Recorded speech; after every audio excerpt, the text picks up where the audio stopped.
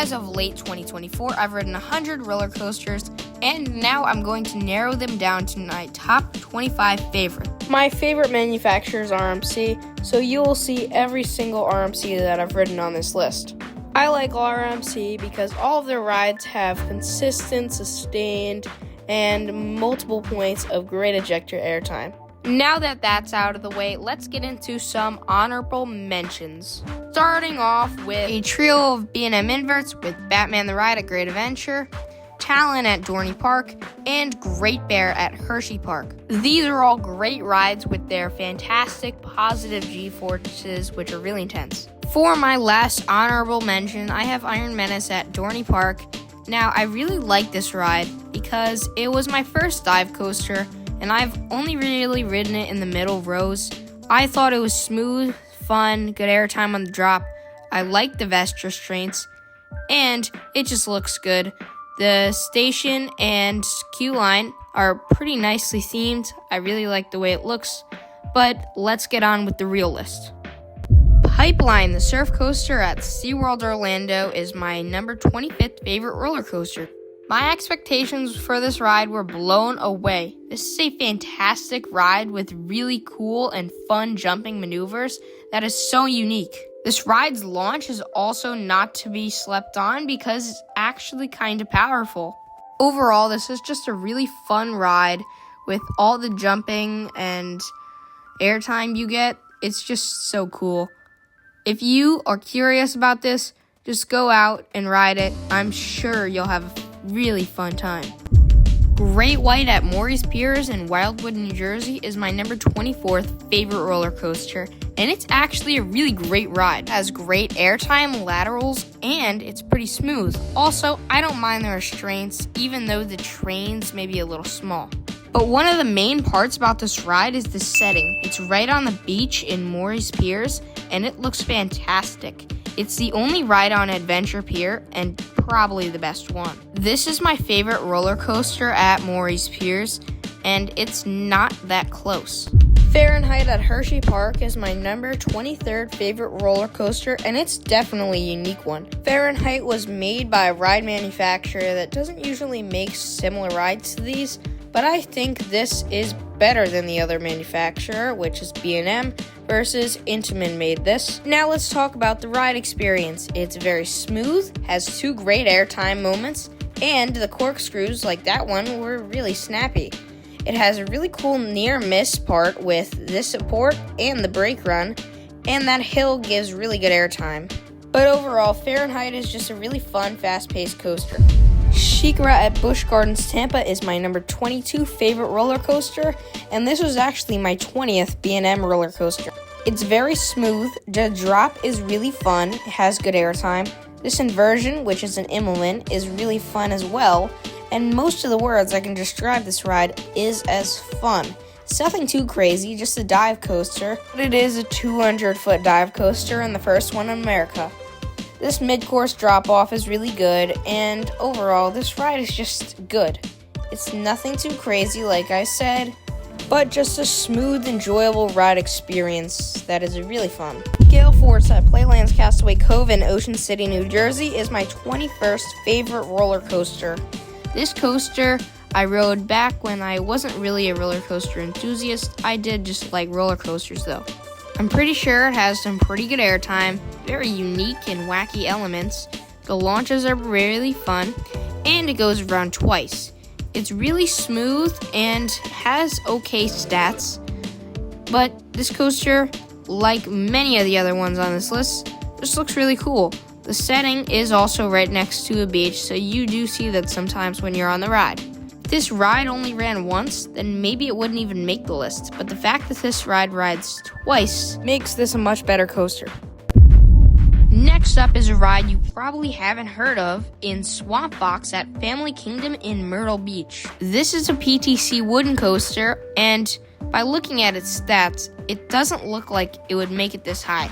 However, this coaster has some crazy strong airtime, and the restraints are extremely minimal. Now, I haven't ridden Phoenix at Knoebels yet, but I bet this is a similar ride experience, except for the fact that it's also pretty much right next to a beach. This roller coaster is the best overall ride I've ridden in Myrtle Beach, and maybe even one of the best in South Carolina, even though I haven't been to Carowinds. In terms of smoothness, this ride is actually pretty good, except for the turnaround, which is right here. This can be really rough and give you a headache. Superman Ride of Steel at Six Flags America is a pretty good coaster and definitely the headlighting coaster of this park. It is a hyper coaster, so it has pretty good stats, but mostly what this coaster is about is its hills and helixes. This coaster has two massive helixes that are really funky looking, like there's so many supports, and it has a few big hills and a return run of hills at the end. I'm pretty sure most of these hills give pretty good airtime, and the helixes are decently intense. Also in this POV, it looks like it has pretty good pacing. I did ride this, but not as a coaster enthusiast, so I don't remember everything, but I do remember I got on this at least once. Overall, I think this is just a really fun ride, and I just really like these hypercoasters and whizzing past everything at a high speed. It's just really fun to me. The restraints on this are also not bad. I'm pretty sure they're still the T-bars instead of like the ones on Superman at Six Flags New England, which are way worse. But yeah, overall this is a good coaster. This roller coaster beat my expectations by a lot. For it to be this high is crazy. This is White Lightning at Fun Spot Orlando, and it's a really fun one. First of all, this ride has amazing pacing, and it slams to its brake run. Next, this ride has a lot of airtime moments that all are really good. Even though this coaster has a relatively short height, it is pretty fast. I also like the Millennium Flyer trains. I think they're really good. And overall, this coaster is really smooth with only about one rough spot. This roller coaster has been closed for over a year now, and I'm not really sure why that is. The last time I went here, I actually saw it Valley. But anyways, I rode this coaster 2 times, both in the back row. I wasn't really a coaster enthusiast back then when I rode this, which was about a year ago. And I did remember really liking it. I remember it had a very forceful launch. And the steepest drop in the world is also a really fun part to it. I don't think there's any airtime on this coaster, but for smoothness, I think it's really smooth, at least in the back row. For this insane drop, it does hang you there for a good amount of time. Just staring at the ground in city is really cool. Anyways, this is just overall a pretty enjoyable roller coaster with a bunch of inversions and one not to be missed. Cheetah Hunt was the first roller coaster I rode at Busch Gardens, Tampa, and it's definitely a great one. I know it's kind of a family coaster and it's relatively forceless, but let me explain why it's so high on my list. This roller coaster is just pure fun. It has really good moments of airtime, the launches aren't bad, and it just looks overall really nice. The theming is good. However, the lines on this roller coaster can get extremely long. Another great thing about this coaster is that it has a good length. Now, it's not extremely long, but there's nothing about this ride that is short. I rode in the front and back row on this one, and both were definitely great. Matu and Cheetah Hunt were really close for me when I went to Busch Gardens, Tampa. At one time, I even had Cheetah Hunt over Matu, and I still think either one could be second in the park. Matu is probably the exact opposite type of coaster as Cheetah Hunt. It's inverted, it's intense, it has a chain lift, and it's built by a completely different manufacturer. However, one thing both rides have in common are these kind of trenches with African theming. All the trenches look great and are really cool to go into. Matu overall is just a great ride with plenty of intense inversions, including the Batwing, which all are extremely snappy. And Matu is a decently lengthy ride.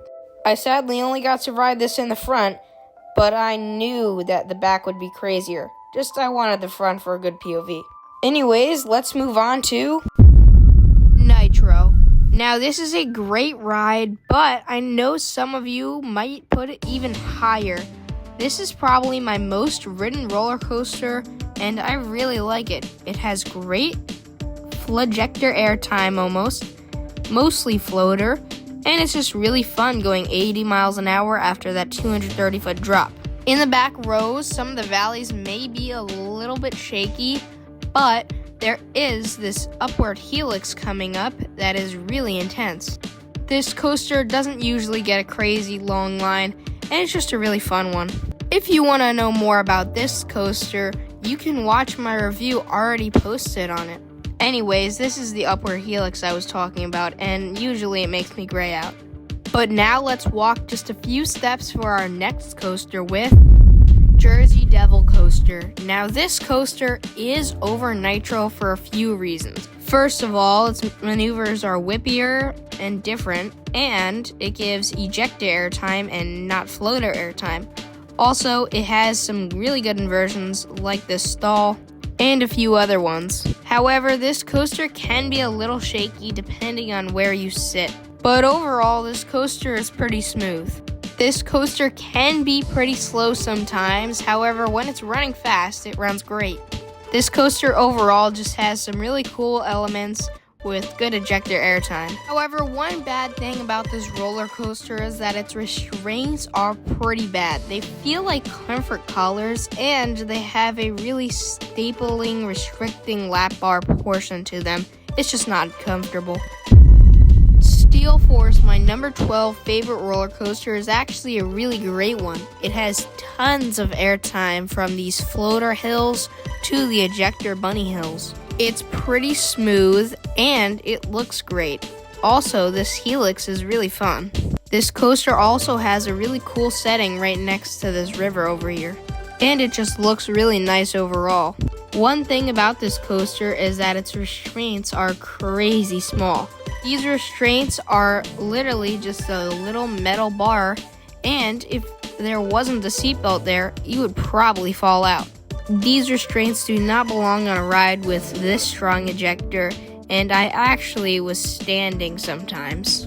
This coaster is just overall a really fun and smooth ride with these cool tunnels covering the bunny hops, which gives some crazy ejector airtime.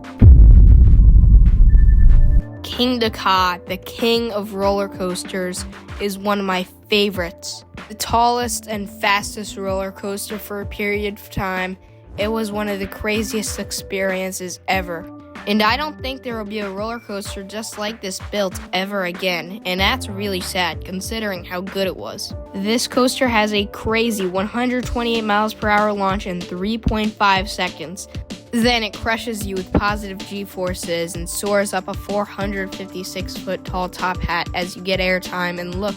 But then you spiral down with some good laterals and once again positive G-forces. Finally, you do a big hill which gives some great airtime. King Ka is an incredibly short ride, but it's one fantastic ride. If you want to know more about this roller coaster, watch my full review of it. This coaster was pretty smooth and the restraints weren't even too bad. Anyways, let's move on to King Ka's younger brother, Storm Runner. This is a very similar ride to King Ka, except for it's a bit longer, has 3 inversions, and has some better airtime. This coaster may be way smaller than King Ka, only reaching a top speed of 72 miles per hour and less than a 200-foot tall top hat, but what it does is better. Storm Runner, like King Ka, has a crazy launch and a pretty tall top hat, but then it goes through an inversion, and then you do one of the best elements, a flying snake dive. This element's really disorienting and really fun, but as soon as you know it, you finished your smooth and really fun short ride. Pandemonium is my number 9 favorite roller coaster, and it is not my favorite at Hershey Park, but it is over Storm Runner, and here's why. First of all, this roller coaster is much taller and faster than Storm Runner, and also it has a lot more airtime, which is one of the main things that I really like about roller coasters. Pandemonium has a lot of airtime, whether it's on the camelbacks or the drop. It is also a ride that is a decent duration. Stormrunner I do find a bit short. Also, the restraints on this roller coaster are much better than Stormrunner's. They're extremely comfortable. Overall, Candemonium is just a great ride, which is smooth, comfortable, and really fun. Now let's move on to, for my number 8 spot, Superman the Ride at Six Flags New England is a great ride. This ride has tons of great moments where there's a lot of airtime, which is mostly floater. However, there's 1 or 2 ejector pops in there. This ride's pacing is pretty good because it is a hyper coaster and its speed is really nice. This ride is glass smooth as well. Also, it has an amazing layout with first being a bunch of hills and then it has a lot of helixes. This is overall a really great roller coaster. However, one thing I really don't like about this roller coaster are its massive restraints. These are known as the U-brick restraints, and they're very bad. I really do not like them. Overall, they're just really bulky and uncomfortable. One thing I do really like about this coaster, though, is its uses of these tunnels, which are a really nice touch to the ride. Anyways, if you want to know a lot more about this roller coaster, check out El Toro Ryan's Problematic Roller Coasters video on that. For my number 7 favorite roller coaster, it's Mako at SeaWorld Orlando. This is one of my favorite B&M coasters. Actually, it is my favorite B&M coaster at the moment, and here's why. It has great airtime, which is really strong and really sustained throughout many of its hills. It also is pretty tall and pretty fast, tallest and fastest than SeaWorld Orlando. And just overall, this ride is fantastic. Its airtime, every single hill hits, and strongly. Also, its setting is really neat along this lagoon here. Another thing is, this ride has a decent amount of theming towards the spaghetti bowl end part here. And like Candemonium, this ride has some great restraints. But the biggest thing I like about Mako is its airtime, which is fantastic. Probably some of the best on any coaster. Boulder Dash is my number 6 favorite roller coaster, and here's why. If you've ridden Boulder Dash, you might find this roller coaster to me a little rough. However, in the front row, it is perfectly smooth with only a few rough spots. And with the new Titan track that is already put on Boulder Dash, it's exceptionally smooth. Now let's get into the coaster. Boulder Dash has a great setting in the woods. Probably one of the best on any roller coaster. Second, this roller coaster has a lot of airtime for its many, many hills.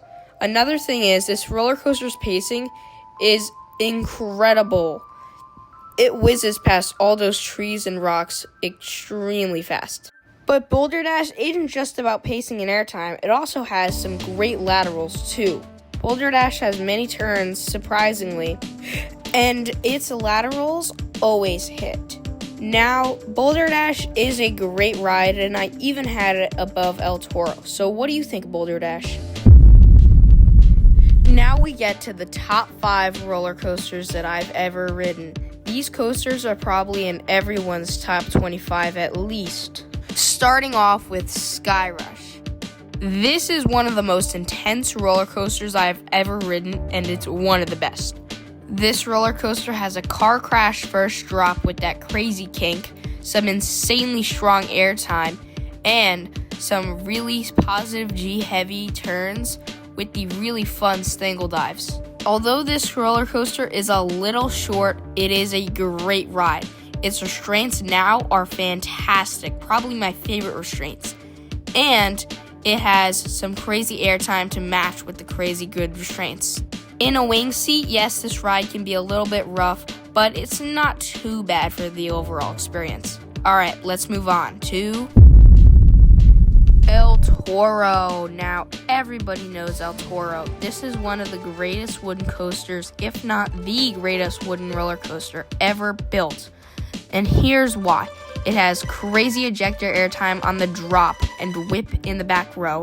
Some crazy ejector airtime in the first 2 camelbacks, which is probably one of the best elements out there.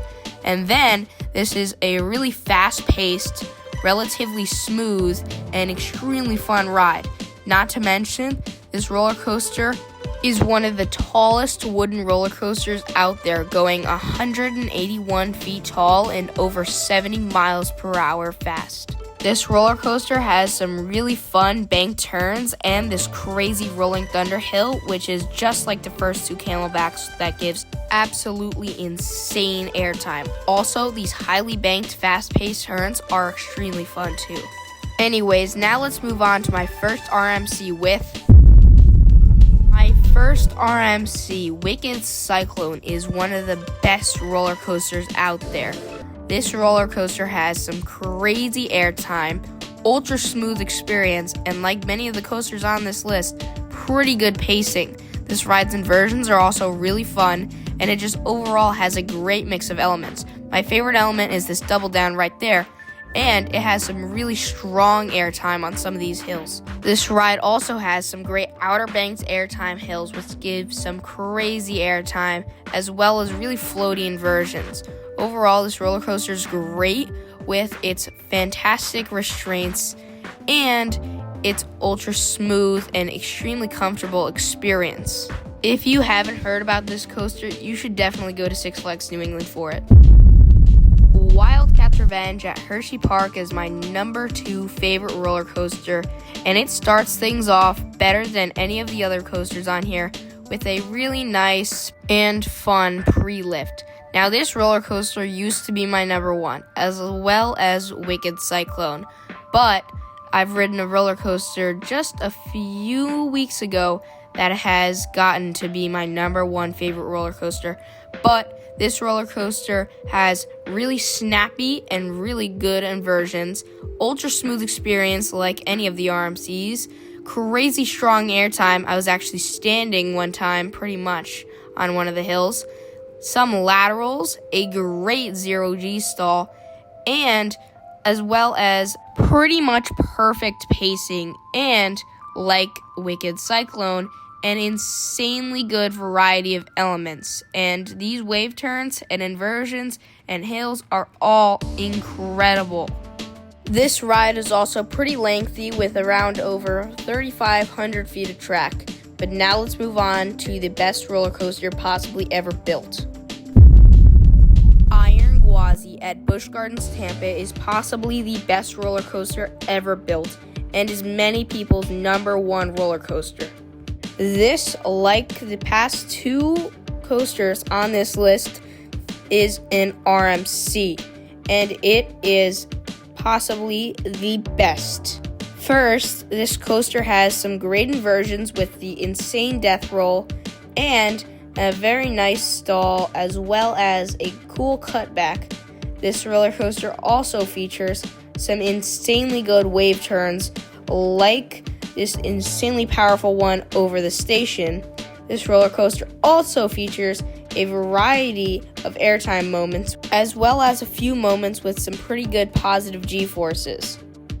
But my favorite thing about this ride is probably its pacing. This roller coaster's pacing is crazy good. With it being over 200 feet and over 70 miles per hour, its pacing is near perfect. It speeds through every single one of its elements and really fast, and slams to its brakes at an alarming speed. Every single one of these elements hit really hard because of this roller coaster's pacing. My top 3 elements on this roller coaster are number 1, the wave turn, number 2, the death roll, and number 3, the large outer banked hill. All of these elements have a really strong and sustained ejector airtime. So what do you think of Iron Gwazi? So those are my top 25 roller coasters that I have ever ridden out of 100. Now obviously this list is not permanent. Rides change all the time and their rankings change even more. I can change roller coasters around every day, especially with the placement of El Toro. So what do you think of this video? Is your list similar to mine? Is your list completely different than mine? Let me know in the comments. If you watched all the way through, thank you very much. And please consider liking and subscribing because it really helps me out. So have a great day, and I'll see you next video.